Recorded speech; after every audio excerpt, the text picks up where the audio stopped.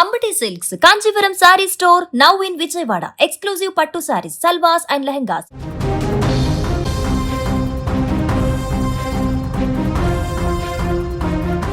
మహబూబాబాద్ జిల్లాలో తీవ్ర విషాదం నెలకొంది.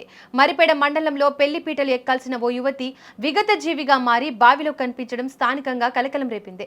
మరికొద్ది రోజుల్లో వివాహం జరగాల్సి ఉండగా అంతలోనే ఆ ఇంట చావు డప్పు మోగడంతో కుటుంబ సభ్యులు కన్నీరు మున్నీరవుతున్నారు. మహబూబాబాద్ జిల్లా మరిపేడ మండలం గిరిపురం శివార్లో గురువారం ఉదయం ఒక యువతి మృతదేహం బావిలో తేలియాడడం స్థానికుల కంటపడింది. వెంటనే పోలీసులకు సమాచారం అందించడంతో విషయం వెలుగులోకి వచ్చింది.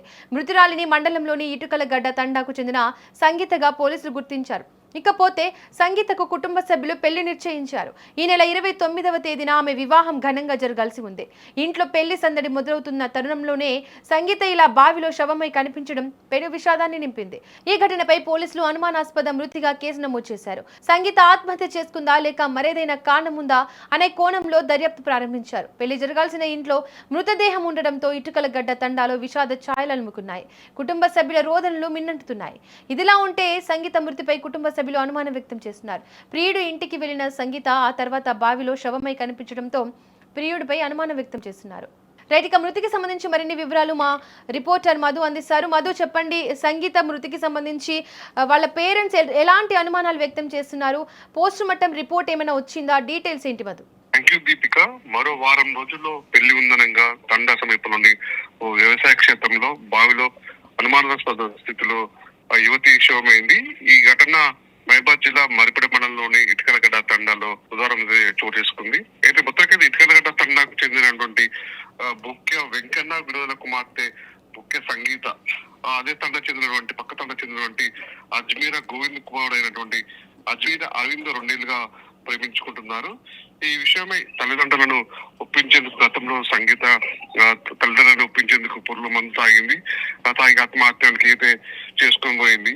దీంతో చేసిన పెద్దలు కూడా పెళ్లికి అంగీకరించి ఈ నెల 29వ తేదీకి అయితే ముహూర్తమైన కారాదేశం మనకు తెలుస్తుంది. అయితే ఈ నేపథ్యంలో ఎవరైతే ప్రియుడి ఇంట్లో సంబంధించినటువంటి చిన్న చిన్న ఫంక్షన్స్ ఉండడంతో సంబంధించినటువంటి సంగీత బంధువులను కూడా ఫంక్షన్ కి ఆహ్వానించడం మనకు తెలుస్తుంది.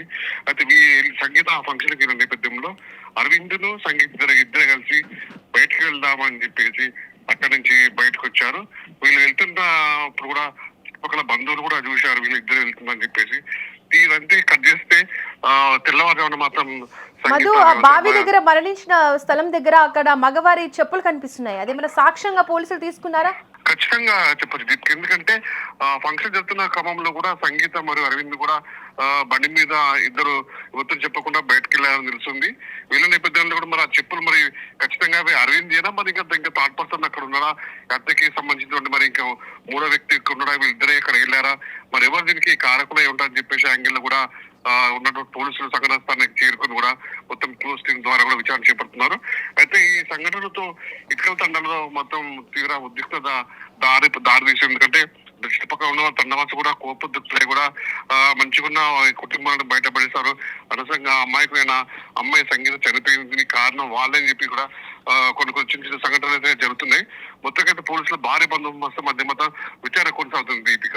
మధు, అలాగే ఆ అబ్బాయి ఎవరైతే ఉన్నారో అతని ప్రియుడు, అతనని ఏమైనా విచారించారా? అతని స్టేట్మెంట్ ఏమైనా తీసుకున్నారా పోలీసులు? అతను ఏం చెప్తున్నాడు? అదే దీపిక, ఉన్న పరిస్థితులు కోస్టింగ్ ఆధారంగా చెప్పుల ఆధారంగా కూడా ఈ చెప్పులు ఎవరివి మరి సాయంత్రం ఫంక్షన్ కి ఇంటికి వచ్చే ఫంక్షన్ కు వచ్చింది సంగీత, నువ్వు మళ్ళీ బండి మీద ఎక్కడ తీసుకెళ్ళావు ఏంటి, మరి మీ బంధువులు ఏంటి, పెళ్లికి ఒప్పుందని యువతం తరఫున పెళ్లి ఉంది అన్ని పెళ్లికి సంబంధించినటువంటి తాళిబొట్టు కానీ పుస్తలు కానీ పెళ్లికి సంబంధించిన వస్తువులను కొనుగోలు చేస్తున్నారు.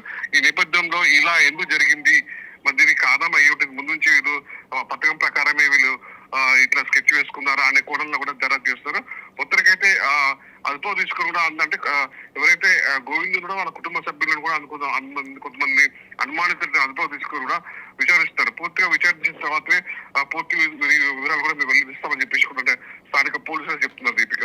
మధు, స్థానికులు కానీ ఆ గ్రామస్తులు కానీ ఏమైనా చెప్తున్నారా ఘటనకు సంబంధించి? ఇలా జరగైతే ఉండకూడదు. గత 2 సంవత్సరాల నుంచి వీళ్ళు గాఢంగా ప్రేమించుకుంటున్నారు. సంగీత అంటే అతన్ని చాలా ఇష్టపూర్తిగా ప్రేమించింది. తను లేకపోతే తను లేదని చెప్పేసి కూడా గతంలో తల్లిదండ్రులను బెదిరించింది. కానీ ఇంట్లో ఈ విధంగా జరగడంతో తండ్రులు విషయాలు చేయాలనుకున్నాయి. కాకపోతే దీనికి ఎవరైతే బాధ్యత వహించారో వాళ్ళు చట్టపరంగా చర్యలు తీసుకోవాలి. ఎవరిని కూడా ఉపేక్షించలేదు. ఎందుకంటే అమాయకమైన సంగీతాన్ని నమ్మించి మోసం చేశారని చెప్పి కూడా కొంతమంది స్థానికులు మా అక్కడ అంటే మాట్లాడుకున్న పరిస్థితి ఉంది Deepika. Right Madhu, thank you. సంబంధించి సరైన ఆధారాలు లభ్యమైతే తప్పితే అది ఆత్మహత్యనా మర్డర్ అని తెలిసే అవకాశం ఉంది.